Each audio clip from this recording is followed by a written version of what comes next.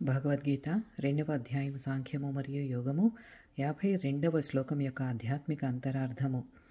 ఒక యోగి ఎవరైతే తన బుద్ధి విచక్షణను అనంత బ్రహ్మ జ్ఞానము ఆ స్వయం ప్రకాశ జ్ఞానములో స్థిరం చేసుకుంటాడో తాను ఈ మాయాపూరితమైన ఇంద్రియాలకు కానీ వాటి ప్రభావము చేత ఉత్పన్నమయ్యే భావనలు కానీ పాత అలవాట్లకు కానీ భవిష్యత్తులో వాటి మాయాపూరితమైన కుటిలమైన ఆకర్షణలకు కానీ లొంగడు.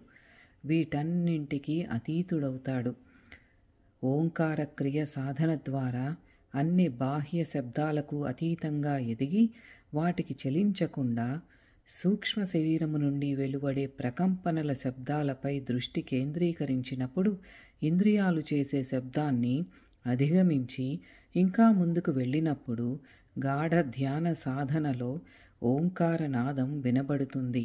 ఆ శబ్దంలోనే ఆత్మజ్యోతి దర్శనం కలుగుతుంది.